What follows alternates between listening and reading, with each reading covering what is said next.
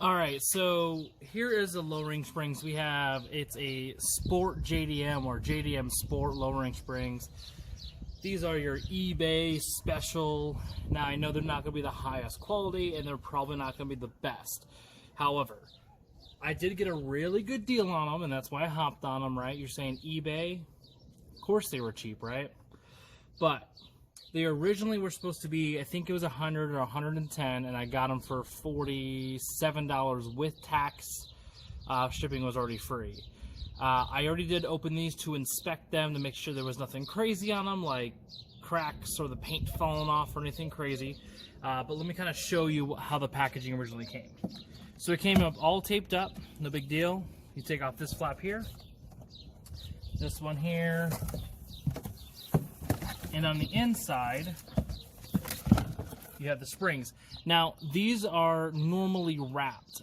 When I got them in, they were wrapped with like a cellophane wrap. It kept it all together. Probably would help protect the paint, maybe. I'm not sure what it's for. But if you notice, they are purple, which is probably the main reason why I bought them, to be honest. These are the rear ones. As you can see, they're not just one solid shape. These are progressive springs, meaning at a certain level, it takes more force on one side than the other. So, you know, say this portion right here might be easier to compress, but then down here it gets harder to compress. And that's kind of how the factory ones kind of are. And then here's the front. As you can see, the distance between the coil here and then right here. So the fronts are also progressive, which is awesome. And of course you get 4 of them, so I'm not going to pull them all out. But to actually do the swap, you're going to need quite a few tools. So I'm going to go ahead and list all the tools in the description, but as each tool pulls up, I'll go ahead and show you what we're using. So one tool you're probably going to have to grab is a spring compression tool. If you don't have one, most people don't, you can pick them up at O'Reilly's or AutoZone. It is a free rental tool. However, you do have to put a refundable deposit. That way, if you lose a tool or something like that, they get the money out of it. So for AutoZone, it was $50. No, it was like $60 with tax. And O'Reilly's was $59.99 before tax. I didn't go to O'Reilly's. I don't know what the tax works out to, but you have an idea at least. Looks like the brand is, I'm going to try to show you here, OEM Tools for Professionals. There you go. There's a model number 27036. And there we go. So basically, in a nutshell, you use this to decompress the spring so you could take the top hat off the front struts.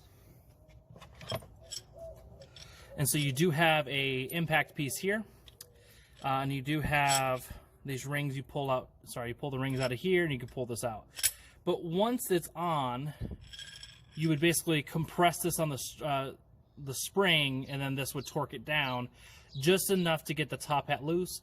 You take the top hat off, and then you can take the spring off. I'll show you more about that later. Here we go. Here's a side-by-side comparison of the spring on the shock and not, so you can see there's still a difference after being compressed. Okay, something I wanted to go over. To get off these strut mounts, or the bolts from, you're going to have to take off this plastic trim.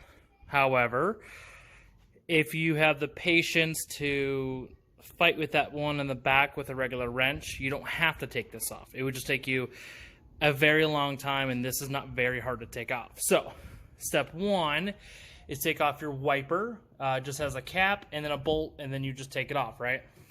Now, take off the weather stripping, which sits here. It has little pop-ins, and it's on these little green tabs as well. All you have to do is lift up. And you have to take the wiper blade off to take this off, because the wiper blade obviously holds us in. But if you pull around it, and the back, fuss with it, you can take it straight off. And then you still have this metal piece in the way, so you're not exactly clear. What I did is I took off the nut or the bolt here, here, and here. That does not allow you to move this still. Like it doesn't, you can't take it off. It's like welded in somewhere. But with these three off, I just put a wrench in here and I pry it up just enough to get a, a wrench in there. And then when you're done, just put it back down, bolt it in.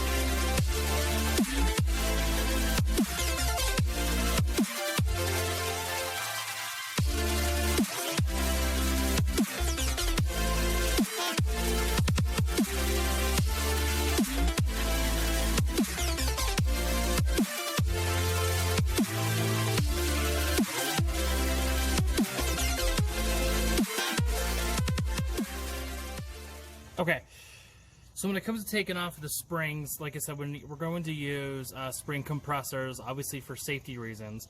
But let me show you how to get access to the bolt. On top of the XB and a lot of other different brands of shocks and struts and all that jazz, you're going to have this little guy here.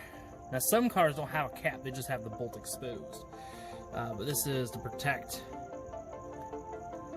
everything that's in here. And as you can see, it's nice and greasy. That is a 19mm bolt. So this is the one you do not touch until you have these springs compressed, or you can hurt yourself or wreck something expensive.